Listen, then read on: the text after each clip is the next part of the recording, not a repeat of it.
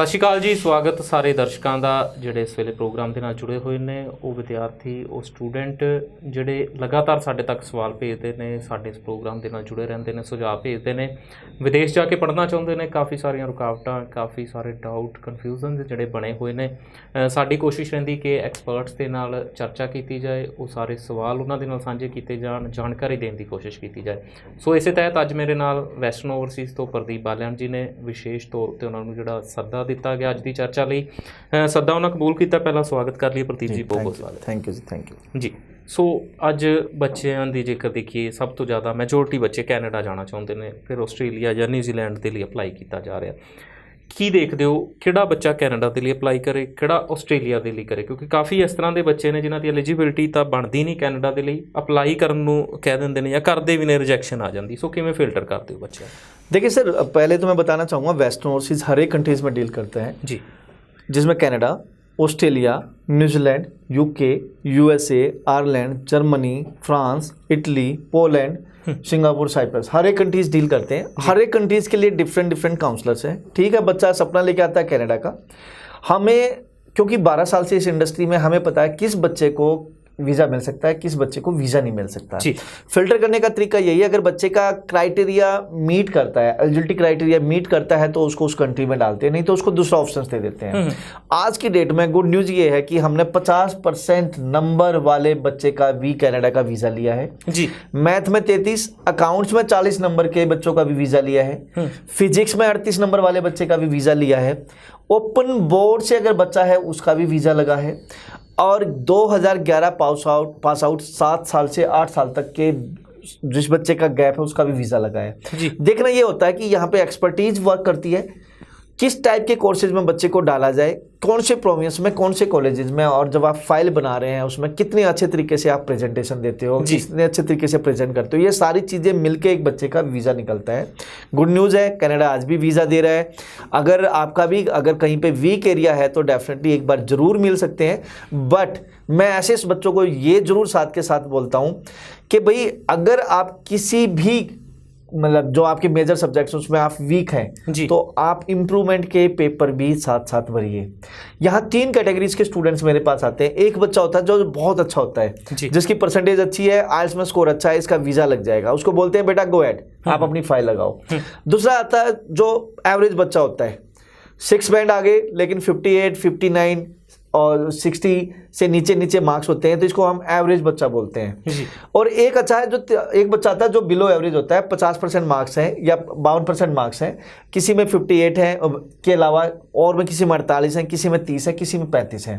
तो जो एवरेज बच्चा और बिलो एवरेज जो बच्चा होता है, इनको हम 2 चीज़ें बोल के चलते हैं, बेटा आप अपना इम्प्रूवमेंट के पेपर भी भरो, साथ साथ में अगर इंडिया में आप कोई एजुकेशन साथ साथ में ले सकते हो वो भी करो, और अपना वीज़ा भी अप्लाई करो। वीज़ा लग गया आप बाहर चले जाओगे, वीज़ा नहीं लगता है तो डेफिनेटली कहीं ना कहीं आपका टाइम वेस्ट नहीं होगा। आप 1 साल अपनी बैचलर्स भी कर चुके होंगे उस टाइम तक, और इम्प्रूवमेंट भी अच्छी तरह से दे चुके होंगे। दोबारा भी आप दूसरे कंट्रीज़ में, सेम कंट्रीज़ में अप्लाई कर सकते हैं। लेकिन बच्चे आते हैं मतलब एक तरह से शताब्दी में बैठ के, क्यों सोचते हैं आज ही चले जाएं, तो ऐसे बच्चे जरूरी नहीं है कि सर बच्चे का वीज़ा है, लेकिन डिपेंड करता है क्राइटेरिया पे, डिपेंड करता है कि स्टूडेंट्स की जो पीछे बैकग्राउंड है उस पर डिपेंड करता है कि जो एजेंट्स कंसल्टेंट जो फाइल लगा रहा है वो किस तरीके से फाइल बच्चे की पुट करता है। लेकिन हाँ, वीज़ा हर बच्चे को मिलता है अगर बशर्ते कि उस पर हार्ड वर्क किया जाए जी। काफ़ी सारे बच्चे जो फेसबुक जरिए सवाल करते हैं या परसनली या फोन कॉल जरिए करते हैं, प्रोफाइल दसन तो बाद बच्चे का सवाल होंगे मैं किहड़ी कंट्री जा सकता। सो अज जी कोशिश रहेगी इस चीज़ को फिल्टर करने की रहेगी। अकैडमिक तुसीं दस्सिया कि घट परसेंटेज वाले का कैनेडा भी वीज़ा लिया, आस्ट्रेलिया भी लिया, न्यूजीलैंड भी लिया। दूजी चीज़ आ जाती एक बच्चे के आइल्स स्कोर की है, तीजा आ जाता है बच्चे का गैप की सी, गैप के दौरान बच्चे ने की किया, चौथा आ जाता है कि फंडिंग कितनी, बजट कितना, कोई एक चीज़ जेकर आप देखिए परसेंटेज तुसीं दस दी कि कोई मैटर नहीं करती।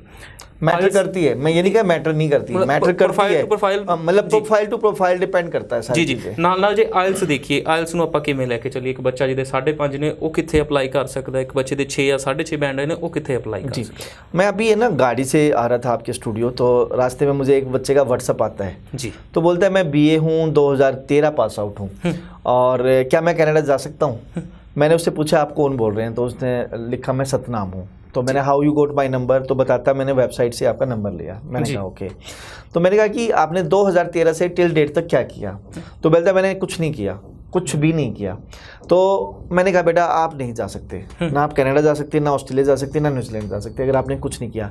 अगर वो बोलता हाँ मैंने कुछ किया है और मेरे पास इसमें गैप एक्टिविटी है, मैंने अपना क्या नाम है जॉब की है, अगर वो जेन्युइन है तो डेफिनेटली उसका कनाडा भी वीज़ा लग सकता था, उसको ऑस्ट्रेलिया भी लग सकता, उसका न्यूजीलैंड भी लग सकता, उसके यूरोप भी लग सकता था जी। तो डिपेंड करता है। अब एक बच्चा मेरे पास आता है तो कई चीज़ें मैटर करती हैं, जिसमें एक तो एजुकेशन मैटर करती है कि उसकी एजुकेशन कितनी है जी, कब उसने की है, गैप तो नहीं है, गैप है तो उसमें क्या किया है। जी जी, दूसरा जो परसेंटेज है वो मतलब मेजर सब्जेक्ट्स में कितनी है, मेजर सब्जेक्ट्स में कितनी है।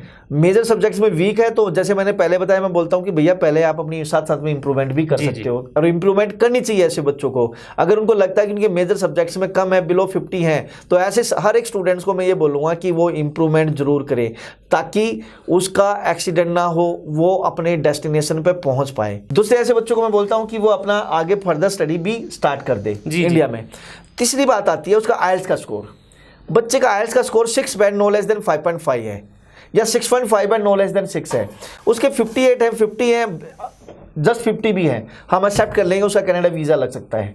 लेकिन अगर उसके 50% मार्क्स है और 3-4 सब्जेक्ट्स में जो मेजर सब्जेक्ट्स में बिलो 50 है, 48, 42 या 38 और आईएलटीएस में 5.5 या 5 बैंड है, उस बच्चे का कनाडा वीज़ा नहीं लग सकता। ऐसे स्टूडेंट्स को इंप्रूवमेंट भी करनी होगी, ऐसे स्टूडेंट्स को आईएलटीएस का स्कोर भी अच्छा लेना होगा जी।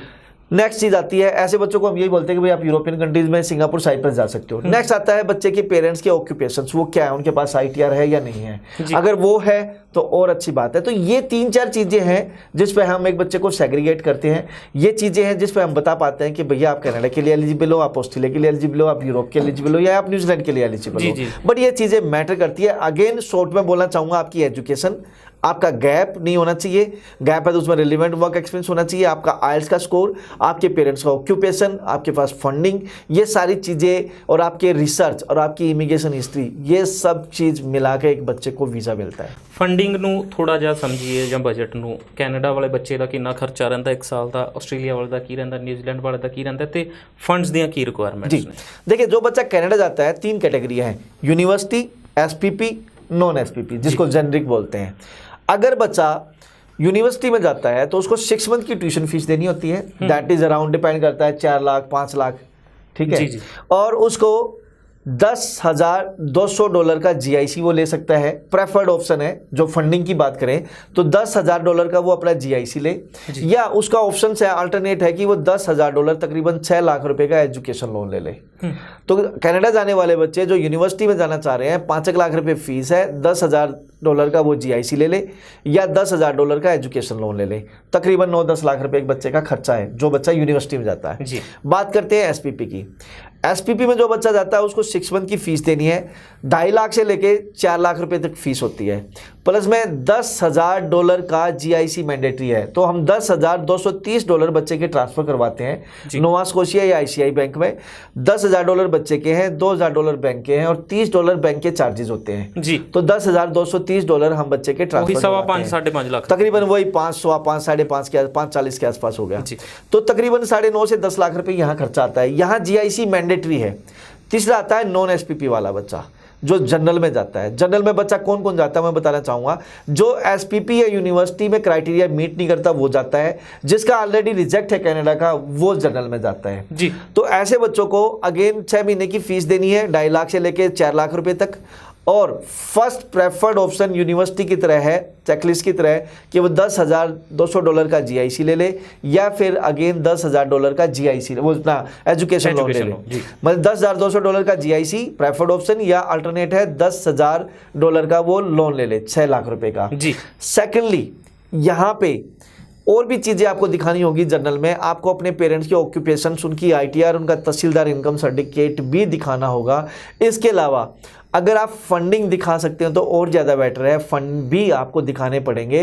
तो जनरल में थोड़ी सी फाइल कनाडा और ऑस्ट्रेलिया की तरह, ऑस्ट्रेलिया और न्यूजीलैंड की तरह बनती है जी। कि जनरल में खासकर एसपीपी च ऑक्यूपेशन नहीं दिखाने पैंदे। नहीं, एसपीपी में कुछ नहीं दिखाना। जी। अगर जनरल में आप फाइल लगा रहे हैं तो आपको $10,000 का जीआईसी या फिर $10,000 का लोन के साथ साथ पेरेंट्स की ऑक्यूपेशन, उनकी आईटीआर और फंडिंग भी अगर आप दिखा सकते हो तो वो आपको दिखाना पड़ेगा। तो एक्स्ट्रा वेटेज या एक्स्ट्रा वेटेज यहाँ देनी पड़ेगी, एक्स्ट्रा डॉक्यूमेंट्स डालने होंगे जी। और जैसे आप ये कह सकते हो ऑस्ट्रेलिया या न्यूजीलैंड की फाइल बनती है, फंडिंग और पेरेंट्स की ऑक्यूपेशन जो भी स्पॉन्सर कर रहे हैं वो लगाने होते हैं, सेम जर्नल में फाइल में एज इट इज डॉक्यूमेंट लगाने जी। होते हैं। सो ਕੈਨੇਡਾ ਬਾਰੇ ਕਾਫੀ ਜਿਹੜਾ ਕਲੀਅਰ ਕਰ ਦਿੱਤਾ ਗਿਆ ਫੰਡਿੰਗ ਨੂੰ ਲੈ ਕੇ। ਸੇਮ ਇਸੇ ਤਰ੍ਹਾਂ ਆਸਟ੍ਰੇਲੀਆ ਦੇ ਵਿੱਚ ਕੀ ਰਿਕੁਆਇਰਮੈਂਟਸ? देखिए ऑस्ट्रेलिया आज की डेट में अगर आप स्टेट बोर्ड से हैं, हरियाणा और पंजाब बोर्ड से हैं, तो मैं सजेस्ट करूंगा आप 6 बैंड लेके आएँ।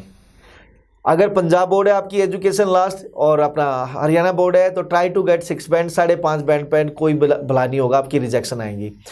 अगर आप सीबीएसई बोर्ड से हैं तो आप 5.5 बैंड पे अप्लाई कर सकते हैं, लेकिन ऐसे स्टूडेंट्स को फिर मैं रिकमेंड करता हूं कि अगर आप हरियाणा और पंजाब में रहते हैं और सीबीएसई बोर्ड भी है तो ट्राई टू गेट 6 बैंड। लेकिन अगर आप यूपी, राजस्थान, अदर स्टेट से हैं, अदर बोर्ड से हैं तो डेफिनेटली आप 5.5 बैंड पे भी फाइल लगा सकते हो। जी। ਤੇ ਨਿਊਜ਼ੀਲੈਂਡ ਦੇ ਲਈ ਕੀ ਰਿਕੁਆਇਰਮੈਂट्स ਨੇ? 1 ਮਿੰਟ ਦਾ ਸਮਾਂ ਬਚਾ। न्यूजीलैंड अगेन आप 5.5 बैंड पे 12th पास है, फाइल लगा सकते हैं। 6 मंथ ओल्ड फ्रेंड यहाँ आपको दिखाने होंगे। मम्मी पापा, दादा दादी, नाना नानी, भाई बहन अगर मैरिड है तो स्पाउस और father in law, mother in law ये लोग स्पॉन्सर कर सकते हैं। अगर आप ग्रेजुएट डिप्लोमा में जा रहे हैं तो अगेन आपको 16-17 लाख, 12th पास हैं डिप्लोमा में जा रहे हैं तो आपको 23, 24, 25 लाख के फंड दिखाने हैं जी। अगर आप पीजी डिप्लोमा और मास्टर्स में जा रहे हैं तो डेफिनेटली अगेन आपको तकरीबन 18-19 लाख से लेके 24-25 लाख तक के फंड दिखाने हैं। बट कीप इन माइंड यहाँ पे 6 मंथ ओल्ड पैसे होने चाहिए। 12th पास है 5.5 बैंड, ग्रेजुएट है 6 बैंड, पीजी डिप्लोमा और मास्टर्स के लिए आप जा रहे हैं तो 6.5 बैंड, नो लेस देन 6 लेने होंगे। ਜੀ ਪ੍ਰਦੀਪ ਜੀ, ਬਹੁਤ ਬਹੁਤ ਸ਼ੁਕਰੀਆ ਜੀ ਸਾਰੀ ਜਾਣਕਾਰੀ Thank ਦੇ you, thank ਲਈ। ਤੁਹਾਡੇ ਲਈ ਸਮਾਂ ਖਤਮ ਨਹੀਂ ਹੋਇਆ। ਨੰਬਰ ਇੱਕ ਵਾਰ-ਵਾਰ ਜਿਹੜਾ ਫਲੈਸ਼ ਕੀਤਾ ਜਾ ਰਿਹਾ, ਇਸ ਨੰਬਰ ਉੱਤੇ ਕਿਸੇ ਵੀ ਵੇਲੇ ਕਾਲ ਕਰ ਸਕਦੇ ਹੋ। ਨੰਬਰ ਨਹੀਂ ਲੱਗਦਾ ਮੈਸੇਜ ਛੱਡਿਆ ਜਾ ਸਕਦਾ ਹੈ ਵੈਸਟਰਨ ਓਵਰਸੀਜ਼ ਨਾਲ ਫੇਸਬੁੱਕ ਜ਼ਰੀਏ ਜਾਂ ਸਿੱਧਾ ਰਾਬਤਾ ਵੀ ਜਿਹੜਾ ਕੀਤਾ ਜਾ ਸਕਦਾ ਹੈ। ਸ਼ੋਅ ਨੂੰ ਖਤਮ ਕਰਦੇ ਹਾਂ, ਮੈਨੂੰ ਦਿਓ ਆਗਿਆ, ਧੰਨਵਾਦ।